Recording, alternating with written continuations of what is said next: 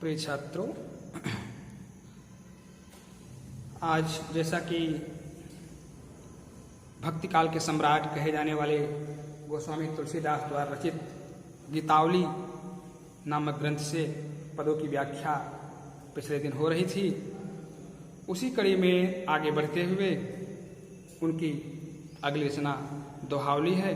दोहावली से कुछ दोहों का अध्ययन आज करेंगे, उनकी हिंदी में व्याख्या करेंगे।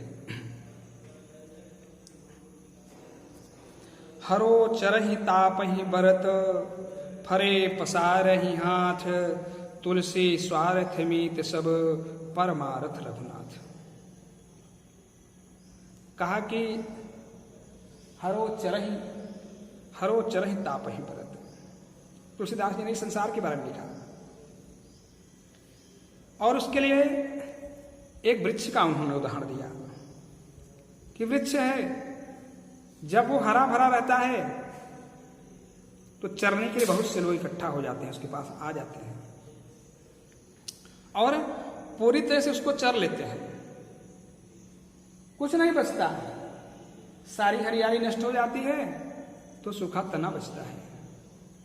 इतने पर भी उसको लोग नहीं छोड़ते हैं, तो क्या करते हैं? कहा तापहि बरत, माने उसको जला करके ताप लेते हैं। लेकिन शायद जब उसमें फिर से हरियाली आई, प्रकृति का स्वरूप बदला, उसमें हरियाली आई तो फिर से उसमें फल लगे, तो फल प्राप्त करने के लिए हाथ फैलाने के लिए लोग पहुंच जाते हैं। कितना संसार कितना स्वार्थी है। तुलसीदास जी लिखते हैं कि तुलसी स्वार्थ मित सब परमार्थ रघुनाथ। जो भी संसार में मित्र बनते हैं सब स्वार्थ के लिए ही मित्र बनते हैं। आपका परमार्थ चाहने वाला, आपका वास्तविक भला चाहने वाले तो प्रभु राम है। सुर नरमन सबकई यह रीति, स्वार्थ लाग करहि सब प्रीति, ऐसा गोस्वामी जी ने लिखा है मानस में। हरो चरहि तापहि बरत, फरे पसारहि हाथ। एक वृक्ष जिस समय हरा भरा रहता है तो उसके बाद चरने खाने के लिए बहुत से लोग इकट्ठा हो जाते हैं। उसकी इस हरियाली को पूरी तरह से नष्ट कर देते हैं और फिर उसको जला करके ताप लेते हैं। पूरी तरह से इसको नष्ट कर देना चाहते हैं, लेकिन शायद फिर अगर उसके अंदर परिवर्तन आया, उसका समय बदला, उसमें हरियाली आई, उसमें फल लगा, तो फिर से हाथ फैलाने के लोग पहुंच जाते हैं। भाव ये है कि व्यक्ति जिस समय समृद्धशाली रहता है, धनवान रहता है, तो रहीमदास जी ने लिखा कि कह रहीम संपत सगे, बनत बहुत बहुरीति, विपत कसौटी जे कसे तेई सांचे में। तो लोग कहीं न कहीं से अपना रीति रिवाज संबंध जोड़ करके उससे अपना संबंध बना लेते हैं, पहुंच जाते हैं। जब तक वो हरा भरा है, उसके अंदर हरियाली है, समृद्धशाली है, तब तक खाने के लिए लोग लगे रहते हैं। और जब उसका धन नष्ट हो जाता है, कुछ नहीं बचता, तब लोग उसका मजाक उड़ाते हैं, उसको चिढ़ाते हैं, तपाते हैं उसको। लेकिन शायद जब उसका समय बदला और फिर से उसके अंदर हरियाली आई, फिर से वो धनवान हुआ, तो फिर से लोग उसके पास हाथ फैलाने के लिए, जी हुजूरी करने के लिए लोग पहुंच जाते हैं। इस प्रकार से तुलसीदास जी कहते हैं कि पूरा संसार स्वार्थ के लिए ही मित्र होता है। आपका परमार्थ चाहने वाले, आपका वास्तविक भला चाहने वाले तो प्रभु राम है। कहा मान राखिबो मांगिबो, पीसो नित नवने हूं, तुलसी तीन उत्तपवे जो चातक मत ले हूं। तुलसीदास जी ने लिखा कि अगर आप ये चाहते हैं कि संसार में आपका सम्मान बना रहे, मान राखिबो, आपका सम्मान बना रहे, और मांगिबो, आपको मांगना भी पड़ेगा, और पीसो नित नवने हो, जिससे आपका लगाव है, जिससे आपका प्रेम है, उससे आपका प्रेम हमेशा हमेशा के लिए बना रहे और उसमें नवीनीकरण होता रहे। कहा तुलसी तीनों तब फबे जब चातक मत ले हूं। ये तीनों चीजें तभी शोभा की पात्र बनेंगी जबकि आप चातक पक्षी पपीहा के विचारों को अपनाएंगे, उसके विचारों को ग्रहण करेंगे। क्योंकि मान राखिबो और मांगिबो, मांगिबो से क्या होता है? मांगिबो से तो व्यक्ति मंगन हो जाता है। रहीमदास जी लिखा कि मांगे घटत रहीम पद कितो करो बड़ काम, 3 पैक वसुधा करी तव बावनो नाम। भगवान विष्णु ने राजा बलि से मात्र 3 पग ही भूमि मांगी थी, लेकिन मांगने से उनका अस्तित्व घट गया, खत्म हो गया। उनका नाम बामन पड़ गया, बावना अवतार। तो कहा कि मान राखीबो मांगीबो पीसो नित नवने हो। अगर आपको सम्मान भी रखना हो, अपना सम्मान भी बचा के रखना हो, और आपको मांगना भी पड़े, और आपके प्रीतम परमात्मा से आपका लगा हमेशा जो है संबंध भी बना रहे, उस संबंध में हमेशा नवीनीकरण होता रहे और बढ़ोतरी होते रहे, तो कहा कि तुलसी तीनों तब फवै जौ चातक मत रहो। ये तीनों चीजें तभी शोभा की पात्र बनेगी, अच्छी लगेगी, जबकि आप चातक पक्षी पपीहा कहा जाता है, पपीहे के विचार को आप अपनाएंगे, उसके विचारों को आप ग्रहण करेंगे, उसके विचारों को आप अपने जीवन में उतारेंगे। अब चातक पक्षी पपीहा क्या कहता है? कहा नहीं जाचत नहीं संग्रही शीश नाई नहीं ले। चातक पक्षी पपीहा नहीं जाचत नहीं संग्रही शीश नाई नहीं ले, ऐसी मानी मांग नहीं को बारिद बिंदे।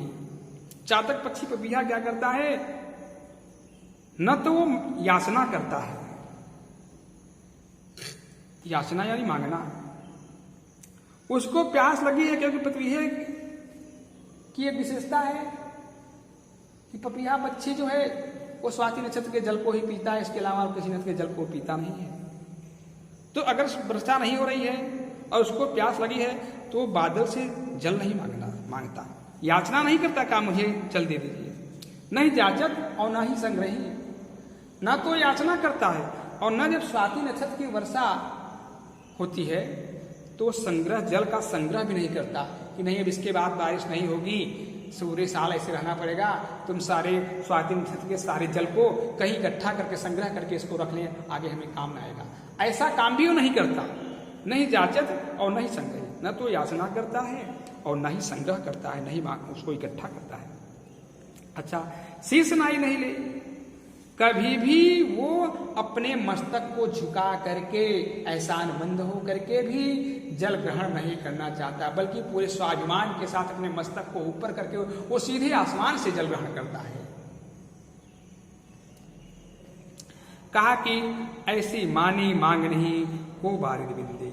इस प्रकार के मानी माने स्वाभिमानी, मंगन माने भिक्षुक, इस प्रकार के स्वाभिमानी भिक्षुक को बारिद यानी बादल के अलावा कौन दे सकता है, कौन उसकी इच्छाओं की पूर्ति कर सकता है। नहीं जाचत नहीं संग्रही। पपीहा पक्षी क्या करता है कि न तो बादल से याचना करता है जल के लिए, और न ही जब स्वाति नक्षत्र की वर्षा होती है तो उसका संग्रह भी नहीं करता कि उस सारे जल को इकट्ठा करके रख ले, और शीश नाई नहीं ले, ये भी काम नहीं करता कि वो मस्तक को झुका करके बड़े एहसानमंद होकर के वो जल ग्रहण करे, बल्कि वो पूरे स्वाभिमान के साथ अपने मस्तक को ऊपर करके सीधे आसमान से जल को ग्रहण करता है। ऐसे मानी मांग नहीं को बारिद बिंदे।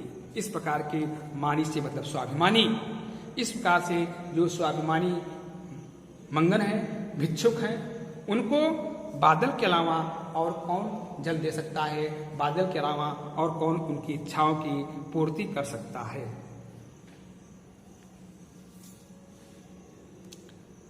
कहा कि चरण चोच लोचन रंगो चलो मराली चाल, छीर नीर विवरण समय बक उघरते ही काल। चरण चोच लोचन रंगो माने चली मराली चाल। मराल माने होता है क्या? हंस। मराल यानी हंस होता है। हंस जो होता है वो अपने पैरों को, अपने चोंच को और अपनी आंखों को रंग ले। चरण चोच लोचन रंगो चली मराली चाल, छीर नीर विवरण समय बक उभरते ही काल। बक माने बकुला।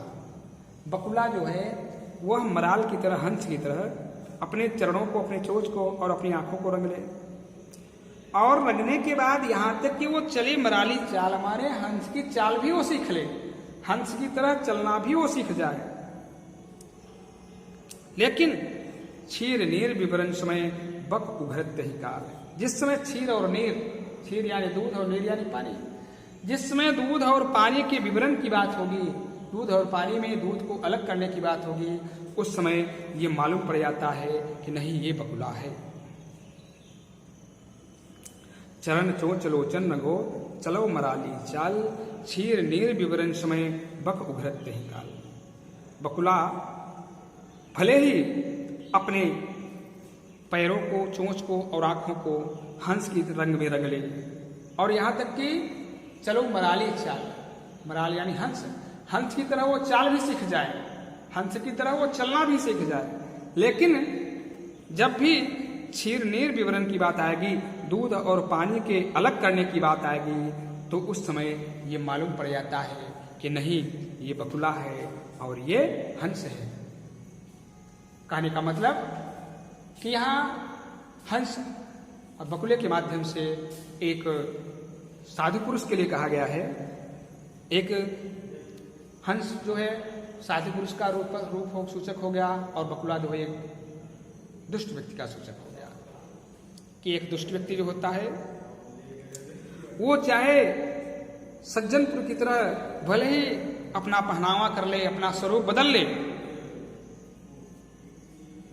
जैसे साधु पुरुष होता है, अपना पहनावा, अपना परिवेश, अपना वेशभूषा, हर चीज को कर ले, और उसकी तरह चाल ढाल भी आ जाए उसके अंदर, उसकी तरह चलना भी वो सीख जाए।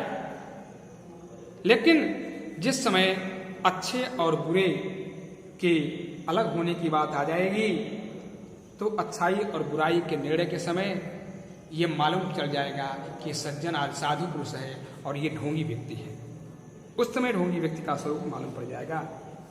एक ढोंगी व्यक्ति एक साधु पुरुष की तरह चाहे जितना भी वो अपना रंग रूप बदल ले, अपना स्वरूप बदल ले, उनकी तरह चलने लगे, पहनावा अपना बदल ले, उनकी तरह चलना सीख जाए, लेकिन जिस समय अच्छाई और बुराई के निर्णय की बात आ जाएगी, उस समय यह मालूम पड़ जाएगा कि नहीं ये ढोंगी व्यक्ति है और ये साधु व्यक्ति है। इस प्रकार से आज इन दोहों का हिंदी में व्याख्या की गई। अब अगले दिन अगले दोहों की व्याख्या करेंगे।